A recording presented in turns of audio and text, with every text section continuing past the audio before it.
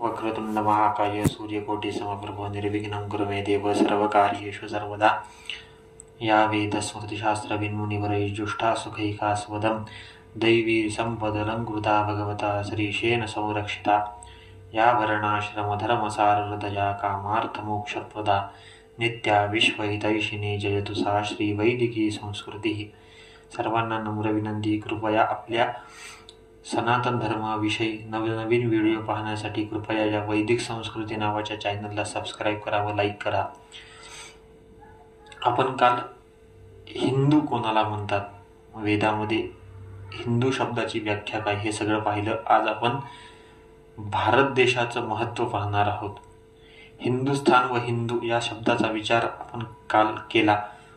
भारत या शब्दाचा विचार करूत आज.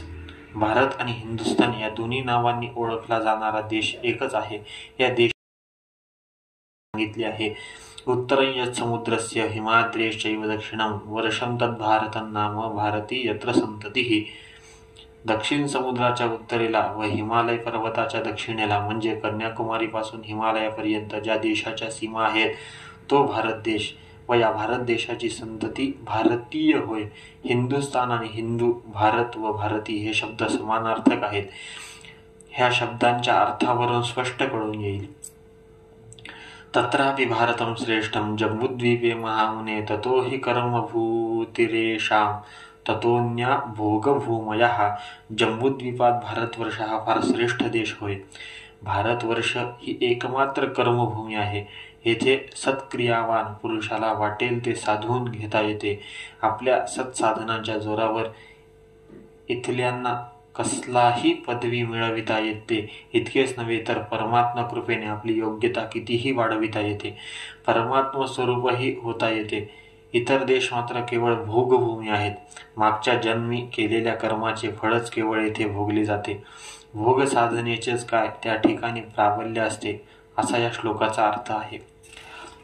पुण्यवान अशा भारतवर्षात किंवा हिंदुस्थानात जन्म पावलेले फार पुण्यवान, परम भाग्यशाली, भगवत सेवेला अनुकूल असलेली ही भूमी आहे. या ठिकाणच्या लोकांना स्वर्ग मोक्षाची प्राप्ती होते. हे अनेक पुराणादी वाक्यावरून स्पष्ट होते. उदाहरण पाहायचं झालं तर विष्णू पुराणामध्ये एक श्लोक येतो, गायन्ति देवा अखिल गीतगानी धन्यास्तु ते भारत भूमिभागे स्वर्गापवर्गस्पदमार्गभूते भवन्ति भूय पुरुषासुरत्वात्. स्वर्गमोक्षांना कारणीभूत होणाऱ्या भारतभूमीत जन्म घेऊन आलेली माणसे खरोखरच धन्य धन्य म्हणून भारतीयांचे यशोगान साऱ्या देवदेवताही मुक्त कंठाने करतात व आपलाही जन्म त्या ठिकाणी व्हावा म्हणून मनापासून इच्छितात. भागवतामध्ये सुद्धा पंचमस्कंधामध्ये एका ठिकाणी भारतभूमीचं वैशिष्ट्य सांगणारा श्लोक आला आहे. अहो अमीशां किमकारी शोभनं प्रसन्न येषां स्विदुतं स्वयं हरिः यैर्जन्मलब्धं नृषु भारताजिरे मुकुंद सेवोपैकं स्पृहाहिनः. स्वतः परमात्मा ज्याच्यावर बहुप्रसन्न होऊन कृपा करतो अशा भारतीयांचे आम्ही आणखीन जास्ती काय हित करू शकणार, कसले कल्याण करणार. भरतभूमीत हिंदुस्थानात जन्म प्राप्त हो म्हणजे मोठे भाग्य. परमात्म्याच्या सेवेला अनुकूल असणारा हा देश, ह्या देशावर आमची फार ममता आहे.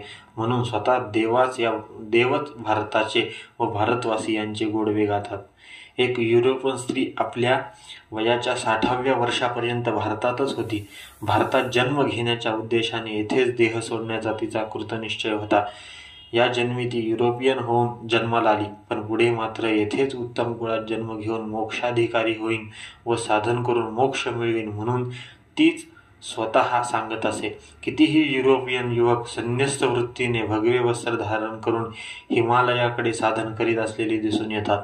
पाश्चात्यांना भारताविषयीचा असणारा आदर भारताची खरीखुरी योग्यता व्यक्त करतो. देवाच्या विधानाचे सत्य कैमुतिक न्यायाने पटविता येते.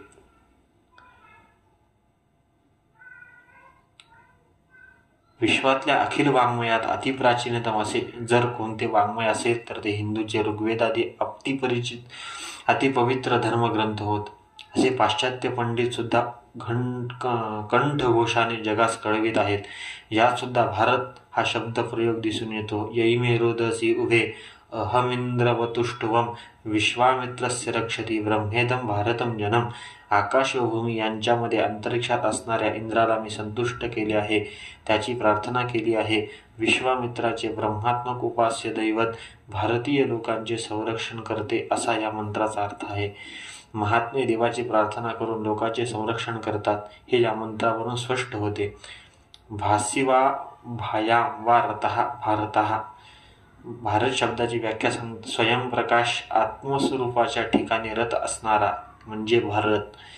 भारूपम परमं ब्रह्म यस्य स्वयंप्रकाशत्वात् तस्मिन् भारूपे ब्रह्मणि रतः सक्तः भारतः. ब्रह्म स्वयंप्रकाश असल्यामुळे त्यास भारूप म्हणून म्हटले जाते. भारूप परब्रह्मात जो अखंड रत असतो त्यालाच भारत म्हणून म्हटले जाते. भारूप आत्मा सर्वगतः तस्मिन् भारूपे आत्मनि रतः भारतः. स्वयंज्योती आत्मरूप सर्वगत आहे, त्या आत्मतत्वाच्या ठिकाणी रत असणाऱ्याला भारत म्हणून नाव आहे. भा ब्रह्मविद्या तस्यामेव रमत इति भारतः.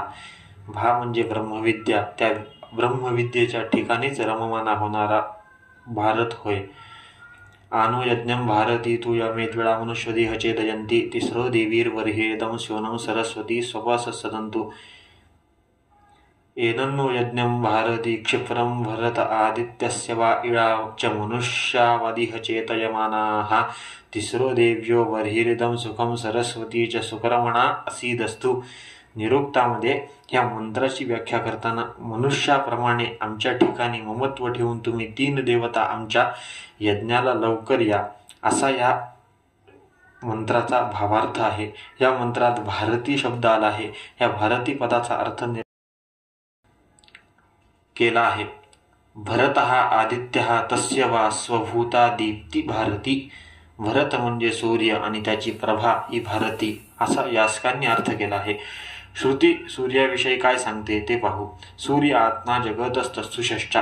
सर्वस्य प्रेरक परमात्मा जगतो जंगमस्य तस्तुषः स्थावरस्य चात्मा स्वरूपभूतः.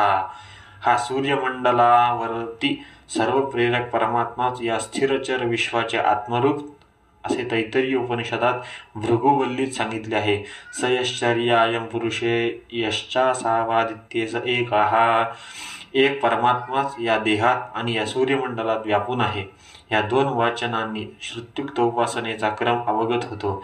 भारतीयांच्या उपासनेची पद्धत समजून येते व स्वयंप्रकाश आत्मरूपात रत असणारा भारत या तत्वाला पुष्टी मिळते. श्री भगवद्गीतेत तर भारत शब्दाचा प्रयोग पुष्कळ ठिकाणी आला आहे. पश्चाश्चर्यानि भारत, सत्वं भवति भारत, व्यक्तमध्यानि भारत, तन्निवध्यानि भारत.